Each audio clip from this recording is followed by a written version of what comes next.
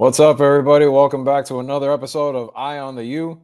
I'm your host, Andre Fernandez, Deputy Sports Editor at the Herald, joined by my co-pilot here, Jordan McPherson, our University of Miami beat writer, as we recap another Hurricanes victory, another adventurous Hurricanes victory, but this time, at least Miami didn't have to really come back from a major deficit to win, but it was a thriller out in Louisville, an important victory for the Hurricanes as they continue their undefeated season.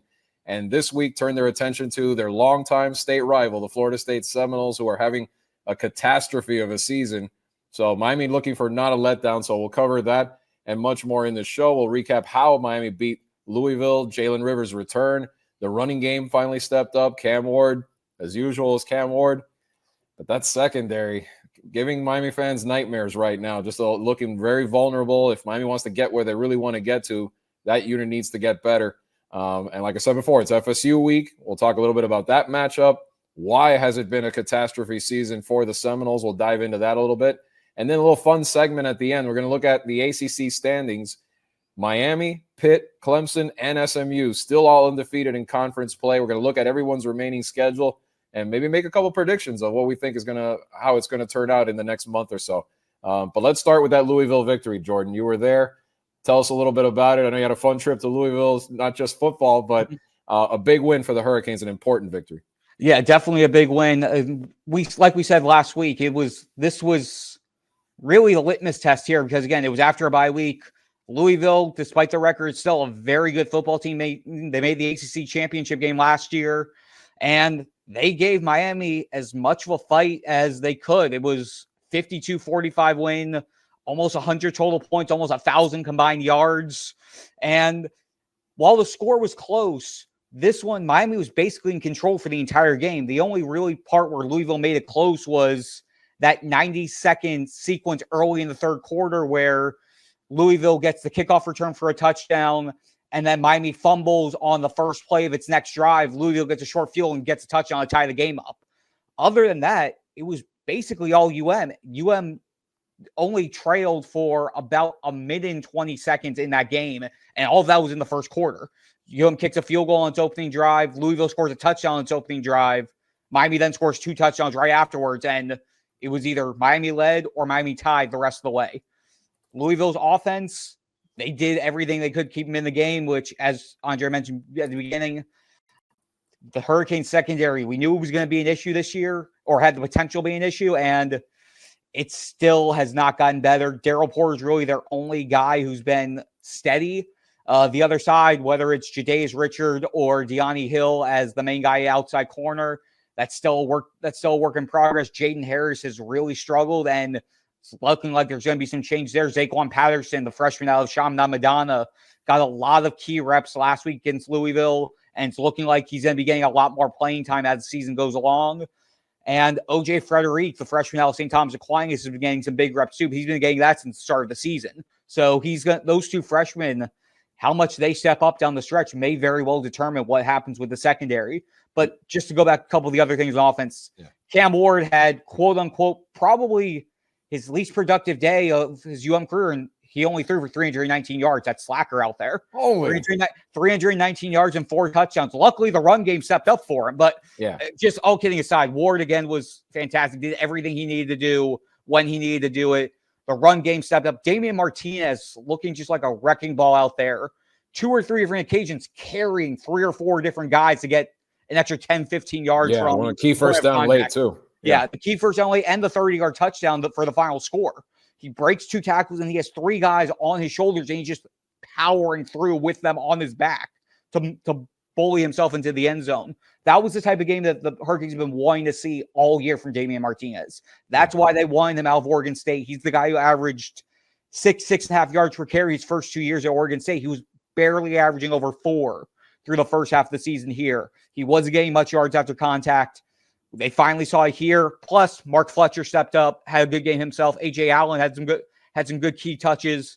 They're showing the balance and the by-committee approach that they wanted to do with the run game to make sure all those guys are fresh down the stretch. And if that run game can continue, it's only going to help Cam Ward even more because it's going to have to keep those defenses honest, and it's going to give Cam a lot more one-on-one matchups in the passing game as well.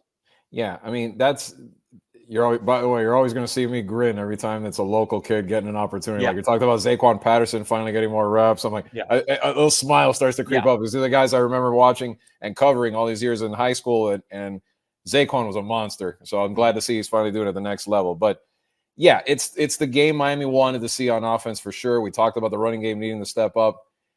Now it's on the defensive side in the secondary. But you're right. This game, it felt different because it felt like, you avoid that big kickoff return. It was like Miami was like one little thing away, either a stop on defense or a score from really pulling away early from the second half on. I mean, the turning point to me was the pop fumble that Raul Aguirre lands on in the end zone. Correct. That was huge because at that point in the game, Louisville could have done something with it right before halftime. But once that happened, it kind of swung the momentum, and still Louisville hung in there because just things kept happening. A little mistake here, a little mistake there, but Miami finally looked like they were ready to pull away from a good opponent and put the game away and not end up in a dicey situation in the second half. So all those things put together, it's a good sign. And now you roll into the next phase of your schedule where conceivably you would think it's more of a show up, take care of business type of thing for the next. I would say not only this week, but maybe even next week with Duke as well.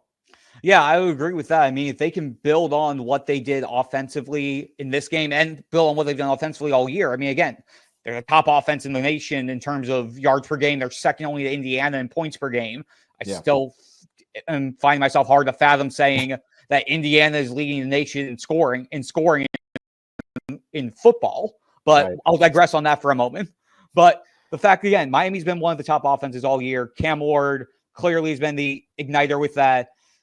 With the running game doing what it's doing, with the offensive line fully healthy. And again, Jalen Rivers is very key in that. And not just for playing left tackle, Mario Cristobal moved him inside as well at times, had him split between left tackle and left guard. So this way, Markel Bell, who started for Bell while Bell was out for those 5 games, he still gets some reps. Matt McCoy gets some rest. They're able to rotate guys in, keep that left side of the line fresh, and just show that Rivers' versatility and how much that helps depending on where they need him, depending on what they're trying to do drive by drive. If they're trying to do some more inside run, okay, we'll slide Jalen inside, have our bigger guy, our guy who we trust the most and has the most experience, have him do what he needs to do inside. If we're if it's gonna be more pass, if it's gonna be a more pass centric, or we're gonna be doing some more zones, some screens, some outside stuff, okay, Jalen, you're a left tackle this drive. And they're able to really pick and choose what they want to do. And that's a real luxury to have with a guy like Rivers that can help the offensive line. And as we know, it all starts in the trenches. If they're not able to succeed there, if they're going to get bull rushed early, which we saw in a couple of those early ACC games, Virginia Tech and Cal were able to get a lot of pressure on Cam Ward and get into the backfield to stop the run game. With a guy like Jalen Rivers, that helps with their process in terms of being able to get their plays and be able to extend plays and do things. It's what they need to do to make sure the offense is humming. Yeah, and another good thing was I know Isaac Brown broke loose on that one play, but they didn't really get gashed. Sam Brown, not Isaac Brown.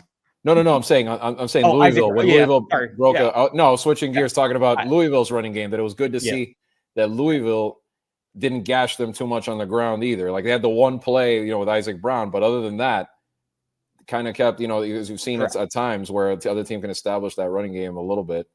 But yeah, I mean, I think in the secondary, Jordan, tell me if I'm wrong, but they're just not playing as tight? Are they giving up too much? Are they playing a little bit too loose back there to give up some of these big plays? I mean, do they need to kind of maybe play a little tighter press coverage? I mean, what do you kind of see as the issue there? I mean, I know we talked about maybe the personnel changes, but just in terms of how that secondary is approaching things, what are you seeing out there? Yeah, no, I would agree with you. I feel like they are playing loose. It's just, especially when they're playing zone, it feels like the zone is very soft and they're trying to keep the plays in front of them. But in that same vein, if you're going to keep the play in front of you, you have to make a tackle as well. And that's true. Yeah, they had some missed tackles again. There have been a lot of missed tackles this game and the Cal game and the Virginia Tech game. Conference play has been a struggle in terms of completing the tackles, wrapping up your guy, and if you're going to keep playing in front of you, you better know that you're going to be able to get the guy down and not let him get past you. Yeah. And if you're going to play tight, you have to make sure that you're on your assignment. You don't get bit by the double move, which that cost him a couple times in the Cal game. It seems like it's a different issue each time. It's either you're missing your assignment, or you're not tackling, or you're positioned incorrectly, or you're positioned with your feet inside when you should have had them positioned outside, and put you out of position to make a play. Yeah. And it seems like it's a different monster or a different technical issue in each passing week. And it's like, okay, we fixed this thing. Oh, now this thing showed up. Okay, now we're going to fix this thing, but now we have to fix this thing. And now it's a matter of figuring out how to get it all together. Or if you make a mistake, you're making the right mistake on that play, not the one that's going to bite you. Yeah. And it's a matter of figuring things out. And again, we saw the UF game, they handle everything well. Again, the other 3 non-conference games, obviously take with a grain of salt with what the opponents were. But it's going to be interesting to see exactly how it gets handled, because, again, they only have so many bodies. Damari Brown's still out. He's not going to be back until at the earliest the end of the regular season. Lance Guidry, the defense coordinator, basically said outside of Zaquan Patterson and OJ Frederic, if there were any other of the true freshmen, real younger guys who they feel comfortable with, he basically went, not really. And it's not like the one line I like for him, he goes, we're in a world that's really like the NFL nowadays with the transferring, all that, but we all have a trade deadline. We can't pick up guys mid-season. So we have who we have, and they have to figure out how to mask as much of their deficiencies as possible with what they have. And that's really the front seven being able to force plays to be executed quicker by the opposing offense. That's the pass rush being able to execute, which with their defensive line at full strength, they're going to need them to basically step up for the lack of skill and potential with that secondary. If the defensive line can handle what it usually handles, it could potentially mask some of those secondary deficiencies, because it'll force the opposing quarterback to make plays quicker, but that's not going to be an answer all the time. Right. And they have done that. The front's been really good to do that. The thing is, I mean, I know how it is. It's like, do you take more chances? Maybe go for the home run, go for the pick more often, but then you could get burned too, and that's a problem. But some might say, well, with the kind of offense Miami has, maybe it gives a little leeway to try stuff like that, just because that you've got Ward and everybody that can come back and answer those points quickly. I don't know. It's an interesting balance as you try to work on that. And like you said, it's not like they're going to get reinforcements, because this isn't the high school football where the transfer portal goes on during the season, as we've seen. I mean, you imagine how chaotic that would be in college if you could just jump from one to the other. But and a good point, because Damari Brown, the injury news we saw this week, that he's going to be out a while. So again, trying to keep everybody healthy on that side of the ball, the key as Miami heads into the home stretch of the regular season. And on that note, you probably already hear it. You won't hear it as loud because it's not in Tallahassee. The game's in Miami, but I'm sure you're going to be hearing those tormented souls that have watched this FSU season doing the tomahawk chop at Hard Rock Stadium Saturday night at 7:00. Let's talk about it. On paper, it's probably one of the most lopsided UM-FSU matchups in a long, long time. Even though the last 2 games at Hard Rock Stadium have been just that. We remember in 2021, Miami wiping the floor with the Seminoles. The Seminoles were in their first year under Mike Norvell, I believe, rebuilding after COVID, and Miami just destroyed them.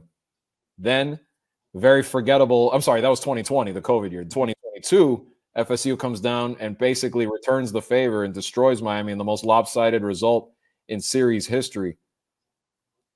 Honestly, I think this is going to be the same thing flipped again. And I'm going to be Miami's turn for it to happen, because I've watched this Seminoles team a little bit off and on this season, and it has gone from great to absolute terrible in several areas for that team. And especially, let's start with the quarterback play. I mean, DJ Uiagalelei has, first was not playing well. Then he gets injured.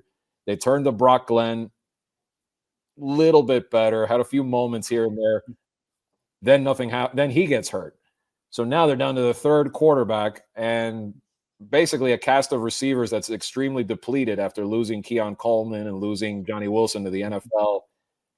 It's not a good offense. They cannot run the football. They miss Trey Benson like crazy. I just don't see how Miami messes this up. Yeah, and also they're missing Trey Benson. They're missing all those guys. They're missing Jordan Travis.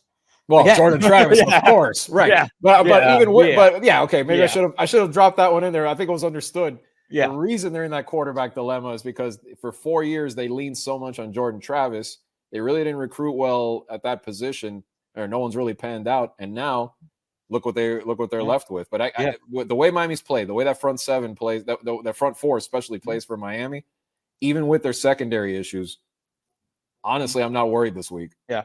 Yeah. And the thing is, again, with their quarterback not recruiting, they tried to get a certain someone, but instead they're going to be playing against him this weekend. Well, yeah. So there's that little nugget there. But yeah, but with this matchup, the last time I saw, I think Miami was a 19.5-point favorite. And I still think a lot of people would be comfortable taking that. I thought it was like line. 21.5 or something. Yeah, I think it may have opened at 19.5 this week. That may be what it was. I don't think I've checked it yet. I wasn't going to check it again until tonight when I do my like to know about the series thing. But just for what's gone wrong with FSU this year, I think it might be easier to say what hadn't gone wrong. But just for the sake of it, let's dive into what has gone wrong. Their turnover margin, they are tied for the second worst in college football at -10, with teams like Appalachian State, New Mexico State, TCU, UAB, Temple, et cetera. Their total offense, they are 132nd out of 134 teams, averaging 276 yards a game, ahead of only Kent State and Kennesaw State. Kennesaw State just won its first game of the season on Wednesday. Kent State has not won a game this year. Their scoring offense, they are tied with Kennesaw State for second to last, ahead of only Houston. I think there was a game Kent State this year played Penn State, and I think they completed like 2 passes the whole game, something like that. Something like that. Pathetic. Yeah. So FSU is averaging 15 points a game and is the only FBS team that has not scored more than 21 points this season. Period. Again, when I tell you it's bad, it is bad. Like muy malo in Tallahassee this year. Yeah, their defense is slightly more respectable. They are 75th in total defense, giving up an average of 370 yards per game. And their scoring defense is 76, giving up an average of 25 points per game, 24.9 points per game. Sorry, I got to give them a little bit that 10th point credit as we can. But their offensive line has been absolutely atrocious. Their wide receivers, yes, the quarterback plays in bad, but the receivers have been dropping a lot of the passes as well. Yeah. So the blame is a two-way street there. Their defensive line is supposed to be one of the best in the country, and it hasn't really materialized. Yeah, with the exception of Patrick Payton back there, the Miami Northwestern grad. Yes. It really he's the only one that you could see back there. And then talk about missing guys. They're missing all those guys that are also in the NFL right now. The Jared Verse, Taylor Fisk, all those guys, they're now gone. And it's like, how did the cupboard get so bare so overnight on this team? I mean, that really surprised me because, like you said, the O-line's been a huge disappointment for them. And I mean, I know there was a mass exodus right before that Georgia debacle in the Orange Bowl. Mm-hmm. But you kind of figured they had some people coming back. The concern was at quarterback, but not as much everywhere else. Yeah. But it's been Anyway, go on. No, I'll be easy on that. I'll just do a couple more. They have 20 sacks allowed this year, which is tied for 100, which is tied for basically they're in the bottom 20 of college football. Tackles for loss allowed. They have 49 tackles for loss allowed, which is in the bottom 15 of college football. I'll stop there.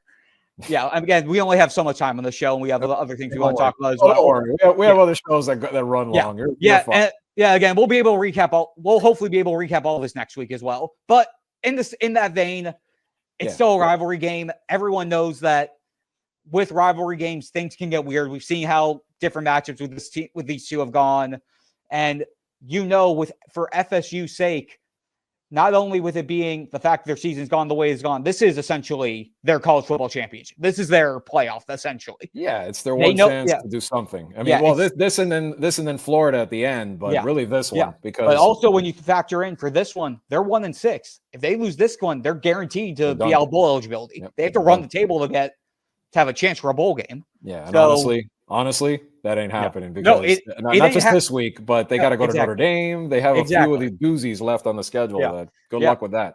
Yeah, and honestly, UF has actually looked better the last couple of weeks. Talking about them going to UF at the end of the year, they almost beat Tennessee, and now with DJ Lagway running the show there, where their offense seemed to hum last week against Kentucky. But that's enough about floor for all that. Well, but yeah, I will say this, even though this will challenge the gag reflex for a lot of Hurricanes fans, anybody watching this, the better the Gators do, it does kind of help Miami's strength of schedule. So in a way, yes. I'm sure Miami fans don't want to hear any of that, but it does help if they maybe even that brutal 5-game gauntlet they've got left at the end, if they sneak up and bite somebody, it would only help Miami's strength of schedule. That is very true. So, that is very true.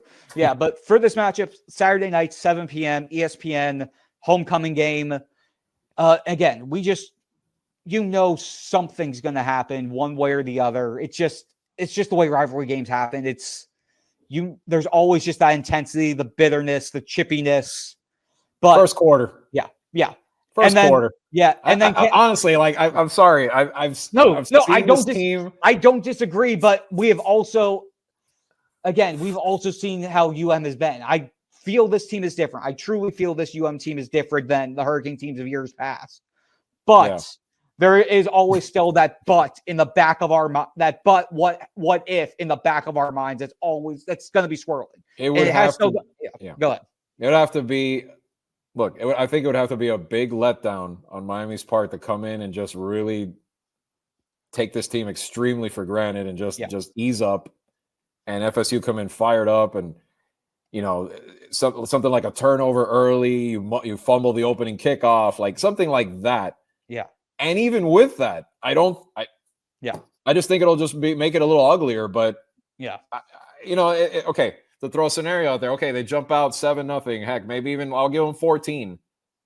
Miami still comes back. In my mind, I'm envisioning Miami still coming back and winning the game 45-20 or something like that. This is a mismatch. I'm mostly devil's advocating here. We know how. I know, but we know how they should play out. Yes, and yes, you're right. You're right. There's always a chance of some insane stuff when it's a lot. The old cliche. A lot of these guys grow up together and they play football, which they do. It's a fact. But I don't know. It's just something. This team has looked so inept this year at times that I just can't see Miami struggling against them. Yeah. I just and to Miami's credit, I'm going the other route, talking negatively about the Noles, but Miami, to their credit, has looked good. I mean, and the Louisville game showed, at least in increments, it looks like they're starting to figure it out a little more consistency in certain areas. So when you look at those, it's like the old chart, like they're trending in opposite directions. Other than maybe a sluggish, quick start in the first quarter, I can't see this being any other way than everyone's thinking. Yeah, no, and so just looking back through FSU schedule, still trying to process how they beat Cal. I'm still trying to process how they beat Cal. Cal's offense couldn't do anything that night for some. Yeah, especially I think FSU's defense might have had its best game of the season that night. And considering what Cal did against Miami, it just makes it that much even more trying to processing of that. Yeah. Well, it was a Saturday night game in Tallahassee, and I think and they did not run the ball. I think, like I said, I think the key there was FSU's defense finally looked like they hoped it did at the beginning of the season. Yeah. And momentum spiraled, and both offenses were terrible that night, and they were able to get it done. And that was one of the games that they, I think, if I'm not mistaken, they had already made the quarterback change to Brock Glenn at that point.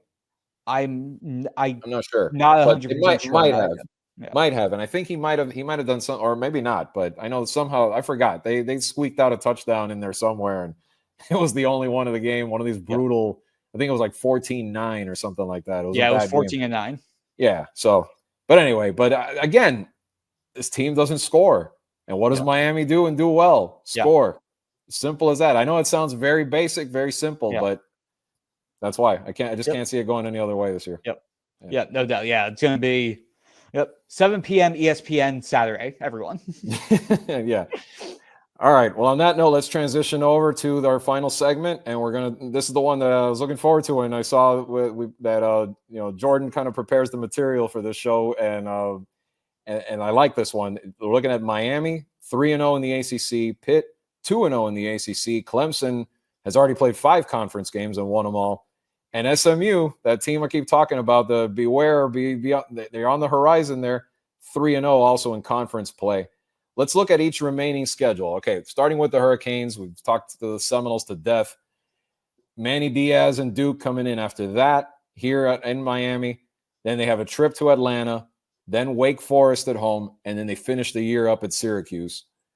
Pitt, meanwhile, tougher slate because they've got, let's look at where these games are exactly as I say them here. They are at home against Syracuse. If you're watching this on a Thursday midday or whatever, they're at home on Thursday night against Syracuse, ESPN nationally televised game.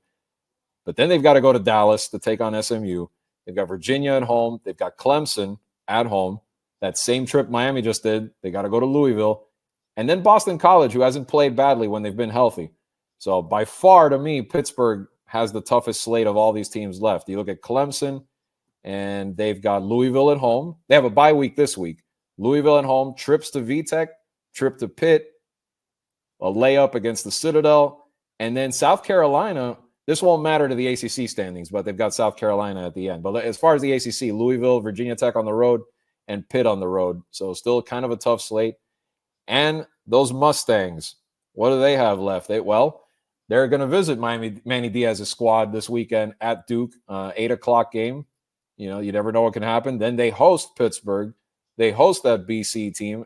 They have Virginia on the road, and then they get to host Cal. So, Jordan, just from looking at this, I think you'd agree with me. Pitt, no doubt, has the toughest slate of all on paper. Yes. Clemson, not extremely tough, but not something to sleep on. They have that trip to Pitt, and Louisville's hungry, I'm sure, still to get some kind of a victory, VTech at home. But if you rate toughness as far as difficulty level in terms of schedule, Miami and SMU probably have the weakest two. Yeah, I would agree with that. I would say, Miami and SMU have the easiest of the two, but Pitt to me is still the X factor because they play both Clemson and SMU. True, they can knock both of them out. They can knock both, or even but it's clearly the toughest. Yeah. Yes, but even let's just again, and the thing is with these four, if Miami, Clemson, SMU all win out, which means SMU and Clemson both beat Pitt, knock Pitt out. We have a 3-way tie at 8-0 when none of them have played each other. Right. So, and then all the tiebreaker scenarios are, common opponents, this, that, the other. Everything's going to be undefeated. The final nugget of the tiebreaker scenarios is highest ranking. So that would, if it ends up being a 3-way tie, SMU gets the shaft because they will most likely be the lowest ranked between them, Miami, and Clemson. Right. Now, although that's where I know I said before those last couple games not the last couple games, but that very last game for Clemson, I know it was a non-conference game, but South Carolina almost beat Alabama, went to Oklahoma and beat Oklahoma the other day. Not just beat Oklahoma, they smoked Oklahoma. Destroyed Oklahoma, exactly. No, I know, and probably should have beaten Alabama. So just saying, what if you have that little scenario, and wouldn't it be funny if South Carolina brings the wrecking ball, knocks Clemson out as far as rankings go? Yes. That's a possibility, So you never know. That could be something. We'll see where everybody's at by November 30th, but that'll be 1 week right before. That'll be right on the cusp of it. And SMU will be rooting hard if that's the scenario they're in by that point. But it's going to be interesting. This is by expanding expanding the playoff. Yeah. And then adding these teams to the conference, and now not everybody plays everybody because you just can't. You've changed coastal chaos for just overall chaos there potentially at the end. Yeah, it's all coast chaos instead of just coastal chaos. Exactly. There you go.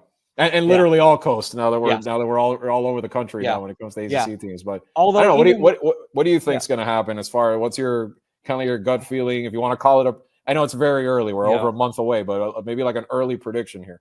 I feel like it's going to be Miami Clemson. Just Clemson after that Georgia game week 1, they got beat bad, but since then they've looked like the Clemson of old. Cade Klubnik has emerged as the quarterback Clemson was hoping he would finally become. They've been handling basically all of their business, and again, I think they easily beat the 3 remaining teams they have left in their schedule conference-wise. Yeah. And then Miami, really, it's the only way I see them slipping up is if they slip up in one of the 2 games on the road. Right. Either at Georgia Tech or at Syracuse at the final week of the season. That's the only way I see something happening with them with the schedule that they have. Yeah. And even if that does happen, again, if Clemson sweeps it, Pitt still has 1 loss. SMU, again, it's again, I think Yeah. Pitt's going to be Miami the better one run that the gets table. knocked out of the floor. Yeah. Pitt's going to be the one that Reset gets all knocked year. out of the floor. Yeah. Pitt's going to be the one that gets knocked out from the floor. Yeah, I don't think Yeah. Pitt survives that Yeah. gauntlet, honestly. I don't think so. Yeah, I but think they lose at least one, maybe two. Yeah, but I think it'll be Miami Clemson. It's the cliche answer. Would I love to see SMU make it in their first year? Yes. Rhett Lashley's done a heck of a job out there with them. And speaking of that, with the quick aside, Rhett Lashley versus Manny Diaz this weekend. Manny Diaz faced FSU last weekend, his alma mater, and then he gets Miami next week. The 3-week run for Manny Diaz there is totally something else. It's as if they planned that. Yeah. Yeah. But I'm going to go with the cliche answer of Miami Clemson. And then once they get to that game, all bets are off. Yeah. I'm going to tell you what I think but in a minute. But before that, another thing I remembered about that South Carolina Clemson possibility. If I'm not mistaken, wasn't South Carolina the one that ended Clemson's home winning streak a couple of years ago after Clemson had won like 40-ish? I forgot what it was for when, some hardcore Miami fans were like, somebody beat them. Don't let them get to 58. We have that home winning streak. At least I said that. I don't know. Yeah. I'm sure other Canes fans might have too. But I don't know. Look, my brain is agreeing with you. My brain is like, yes, this is what makes the most sense. I don't know, man. I still have a hunch like something's going to happen. Maybe I'm wrong, but I would love, let's just put it this way. It'd be fun to see SMU get in that title game and have it be Miami against Rhett Lashley. Yes. And have an ACC championship game that finishes 61-58 after both of those teams are done scoring. Yeah. Yeah. I'm all for that. Yeah.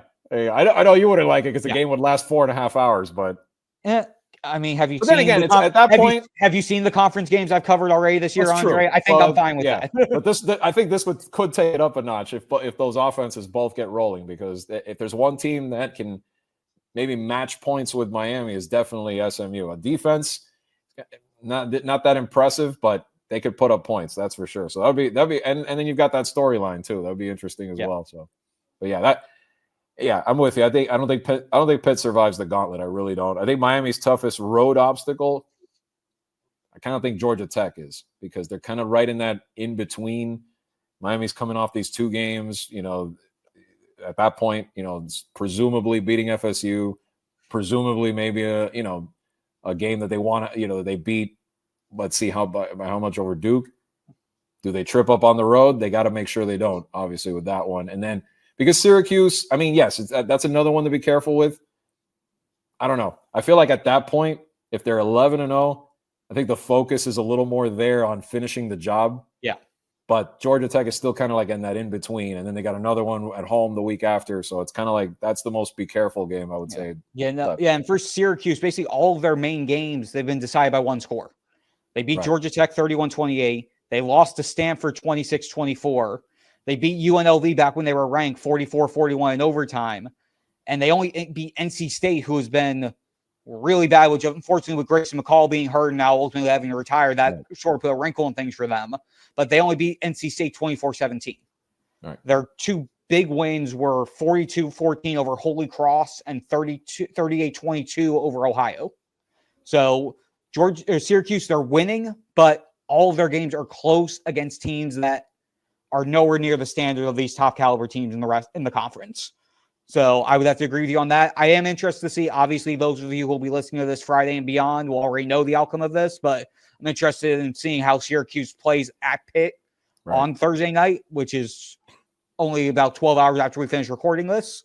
But that's going to be a very interesting game to watch, to see sort of where both of those teams, to me, it will be a litmus test for where Syracuse stands more so than where Pitt stands. Right. Who knows? We might be talking all of this, and Pitt might have already fallen off from the unbeatens thanks to Syracuse. But we'll see. We'll bring you all of that next week. We'll talk mainly, obviously, about how Miami does against the Seminoles. It should be a fun week, regardless.